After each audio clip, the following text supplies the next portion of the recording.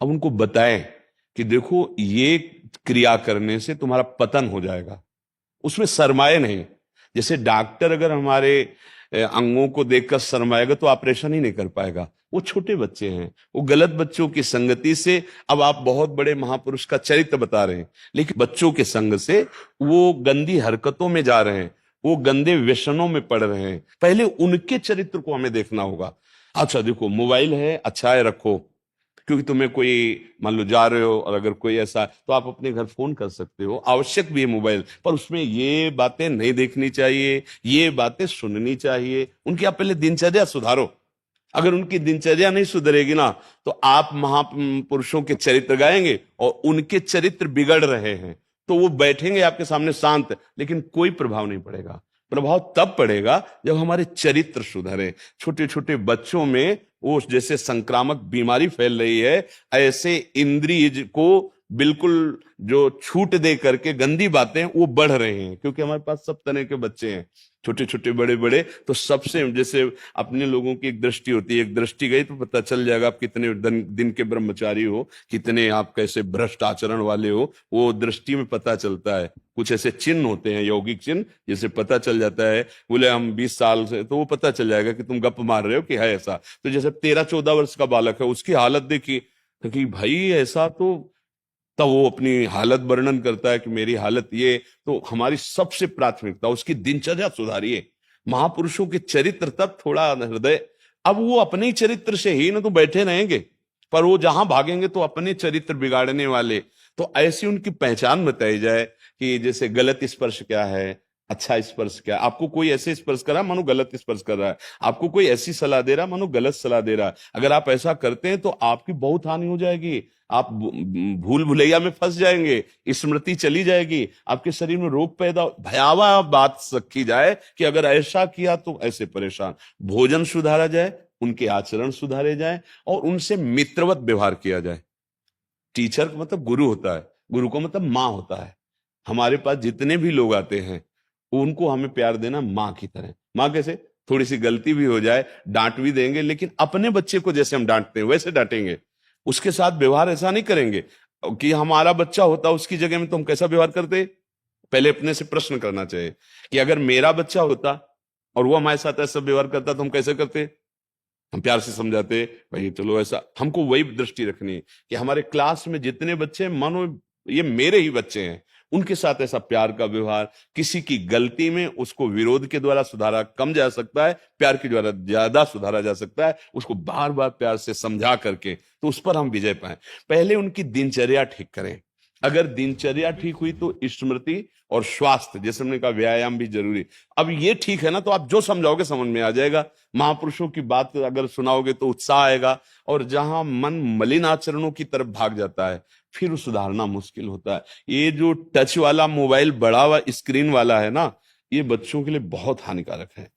क्योंकि एक तो वैसी इंद्रियां चंचल होती हैं और अभी नए नए विकास हो रहे हैं मन बुद्धि के, तो भागते हैं विषयों की तरफ। अब उनको पूरा ज्ञान है, सब गेम खेलना, उसमें सब मोबाइल में क्या है, ये कहते हैं सर्च करो तो कुछ भी संसार की बात आ जाएगी। अब उनमें से कोई चंचल बालक सर्च करके गंदी बातें दिखाएगा, वही संस्कार पड़ जाएंगे। तो कुछ अब कैसे संभाला जा सकता है? जिसके हाथ में स्क्रीन वाला बड़ा मोबाइल है वो बच्चा तो फिर गड़बड़ हो जाएगा। अगर छोटा मोबाइल दिया जाए कि आपको फोन करने के लिए ये है बस, अगर पढ़ाई लिखाई की तो हमारे सामने आप पढ़ो लिखो, उसमें जो भी है, मान लो ऐसा कुछ है और हम चेक करें मोबाइल उनका कि क्या देखता है। आजकल इतने बच्चे प्रवीण है ना कि वो आपको चेक भी करवा देंगे, बिल्कुल साफ स्वच्छ कुछ ले उससे, उनको पता है। हाँ, वो पूरा डेटा ही उड़ा देंगे, बहुत चतुर है। तो ये सुधारा जाए तब हमारी, और हमारी पढ़ाई जो विद्या है वो भगवत स्वरूप है।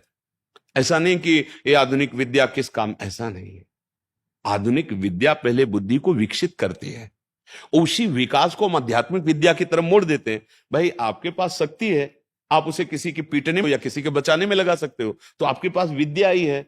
आप उसे किसी की चोरी, हिंसा, छल कपट या किसी को बचाने और किसी का समर्थन, समाज सेवा, देशभक्ति, माता पिता की सेवा, इसमें लगा सकते हैं। और आध्यात्मिक विद्या में भी, ब्रह्म प्राप्ति, भगवत प्राप्ति में भी लगा सकते हैं। तो पहले विद्या प्राप्त करने के योग्य बालकों का खान पान, उनकी दिनचर्या, उनका उठना, उनका सोना, उनका संग, इस पर ज्यादा जोर दिया जाए तभी बात बनेगी। अगर इस पर जोर नहीं दिया जाएगा, हम बात कर रहे हैं ब्रह्म ज्ञान की और वो मतलब स्थिति उनकी गिरती चली जा रही, तो वो बैठे जरूर रहेंगे, पल्ले कुछ नहीं पड़ेगा, क्योंकि पकड़ने वाली बुद्धि जो है वो गिर चुकी है, वो वासना में गिर चुकी है। इसलिए हम तो बहुत प्रार्थना करते हैं कि माता पिता भी अपनी दिनचर्या ऐसी सावधान रखो कि आपके संस्कार बच्चों के ऊपर पड़ेंगे।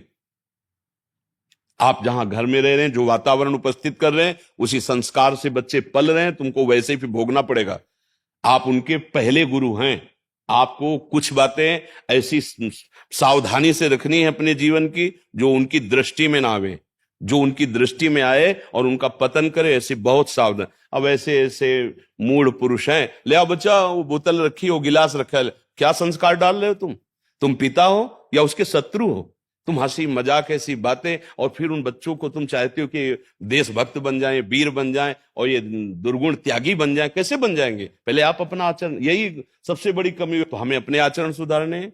हमें बच्चों को सुधारने के लिए पहले उनकी दिनचर्या पर ध्यान देनी है। कैसे हमें बैठना है, कैसे हमें बोलना है, कैसी हमारी दिनचर्या होनी चाहिए। फिर उसके बाद विद्या कोई भी पढ़ाओ, उसका प्रभाव पड़ेगा। इसलिए हमारी प्रार्थना है कि बच्चों को हमारी दिनचर्या कैसी होनी चाहिए इस पर सबको सिखाओ। हमारे मित्र कैसे व्यवहार करते हैं, तो वो गंदा व्यवहार है, वो कैसा व्यवहार करते हैं, वो अच्छा व्यवहार है। कौन सा भोजन हमारा स्वास्थ्यवर्धक है, कौन सा भोजन हमारे स्वास्थ्य की हानि करता है। फिर विद्या पढ़ाओ, जो अपनी दिनचर्या जो आधुनिक विद्या है, उसके साथ साथ महापुरुषों के, जैसे आप कहते हैं, चरित्र बताते हैं। अब ये है कि स्कूल में, जैसे अभी किसी ने बताया था एकांतिक में कि वो राम कृष्ण ऐसा कुछ बोला या कुछ ऐसा, तो उसको दंडित किया गया। वो नाम कीर्तन या कुछ है, भला कैसे शुद्धि होगी? भगवान के नाम का विरोध टीचर कर रहे हैं। अगर वो मान लो तिलक लगा के गया है, तो सात्विक भाव वाला है ना, तो वो तिलक निषेध कर दो। ये तो मतलब भारत है, यहाँ तो ऐसा तो नहीं है। यहाँ तो बड़े बड़े चक्रवर्ती सम्राट भी ऐसे हुए जो अपने हाँ, तो अब ये क्या आधुनिकता फैल रही कि अगर बच्चा सात्विक भाव करके जाए तो उसे थप्पड़ मार दे, वो नाम कीर्तन या कुछ भागवतिक तो उसको स्कूल से निकाल दे, तो फिर कैसे सुधार होगा? कैसे सुधार होगा? फिर तो गलत बात होगी। तो ये हमको भी सुधार करना है, हमारे बच्चों की दिनचर्या पर ध्यान देनी है। हम हर साधक से कहते हैं तुम्हारी दिनचर्या ही तुम्हारा भगवान है। अगर तुम्हारी दिनचर्या ठीक नहीं है तो सब बेकार है। दिनचर्या अपनी ठीक है और 12 वर्ष तक एक दिनचर्या में चले तो सिद्ध हो जाती है। कोई भी भागवतिक दिनचर्या या दैनिक दिनचर्या, तो एक परिपक्वता आ जाती है। अब यहाँ ना सोने का कोई समय है, ना जागने का, ना खाने का, ना कोई दिनचर्या है, तो कैसे कैसे? इसलिए सुधार किया जाए। हमारी तो यही बात समझ में आती है, और तो कुछ समझ में आएगा नहीं हमें। बिना अध्यात्म के, बिना जीवन को संयम में लाए, बिना पवित्र आचरण के किसी की उन्नति होने वाली नहीं। ये लौकिक उन्नति समझते हो? गंदे आचरण करके आप कुछ भी बन जाओ, तो जब गिरोगे तब तुम्हें पता चलेगा कहां से फेंके गए हो, अब कितने नीचे गिरे हो कि उठने लायक नहीं रहोगे। और शरीर तुम्हारा विनाशी थोड़ी छूटेगा, फिर इसके बाद जो दुर्गति होगी, फिर जैसे होता है ना कि आप तो ऐसा समझोगे धर्म करने वाले बड़ी उन्नति को प्राप्त हो रहे हैं। उन्नति को प्राप्त नहीं हो रहे हैं, ऊंचे चढ़ा के पटके जाएंगे। ये ऊंचे चढ़ा के ऐसे पटके जाएंगे, किसी काम के नहीं रहेंगे। सारे सुकृत नष्ट हो रहे हैं। अधर्म आचरण करने वाला कभी सुखी नहीं, कभी शांत नहीं हो सकता, कभी वो आनंद का अनुभव नहीं कर सकता। इसलिए गौरव जी,